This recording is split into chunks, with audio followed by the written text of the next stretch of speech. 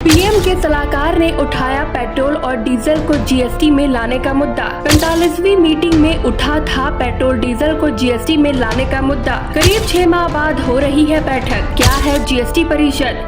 क्या जीएसटी परिषद की सिफारिशें सरकार पर बाध्यकारी हैं? प्रधानमंत्री के मुख्य आर्थिक सलाहकार विवेक देबरॉय का बयान चर्चा में बना हुआ है कि पेट्रोल और डीजल को जीएसटी में लाना जरूरी है।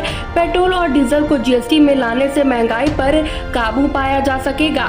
मीटिंग शुरू होने से पहले कर्नाटक के मुख्यमंत्री बसवराज बोम्मई ने भरोसा जताया कि राज्य को क्षतिपूर्ति का मुद्दा जीएसटी परिषद की 47वीं बैठक में हल हो जाएगा, लेकिन उन्होंने या फिर वित्त मंत्रालय की तरफ से 47वीं मीटिंग में पेट्रोल डीजल को जीएसटी में लाने या इस पर चर्चा के मुद्दे पर कोई आश्वासन नहीं दिया गया। इससे पहले पेट्रोल डीजल को जीएसटी में शामिल करने को लेकर जीएसटी काउंसिल की 45वीं बैठक में चर्चा हुई थी। इस बैठक में करीब आधा दर्जन राज्यों ने पेट्रोल और डीजल को जीएसटी में दायरे में लाने का विरोध किया था। बैठक में लाए गए फैसलों की जानकारी देते हुए सीतारमण ने कहा था कि केरल उच्च न्यायालय के आदेश पर यह मुद्दा बैठक के एजेंडे में आया। परिषद ने सहमति व्यक्त की कि पेट्रोलियम उत्पादों को जीएसटी के तहत लाने या यह सही समय नहीं है। इसकी जानकारी केरल हाई कोर्ट को भी दी जाएगी। केरल उच्च न्यायालय ने कुछ दिन पहले कहा था कि पेट्रोलियम उत्पादों को जीएसटी के दायरे में लाने पर विचार किया जाना चाहिए। बताया जाता है कि कई राज्यों ने बैठक में कहा कि वे पेट्रोलियम उत्पादों को जीएसटी के दायरे में नहीं लाना चाहते। जानकारों के अनुसार अगर पेट्रोल और डीजल जीएसटी के दायरे में आते हैं तो पेट्रोल कम से कम 25 रुपए और डीजल 20 रुपए सस्ता हो जाता। अभी देश में अधिकांश जगहों पर पेट्रोल 100 के पार रुपए और डीजल 100 रुपए प्रति लीटर के करीब बिक रहा है। लेकिन अगर ऐसा होता है तो राज्यों के राजस्व में इससे नुकसान होगा। यही वजह है कि कई राज्य इसका विरोध कर रहे हैं। करीब 6 माह बाद परिषद की बैठक हो रही है।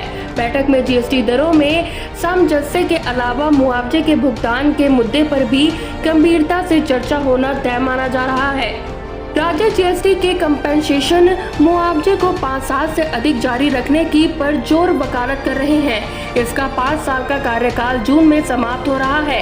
ऐसे में मीटिंग की बैठक में आज भरपूर एक्शन दिख सकता है।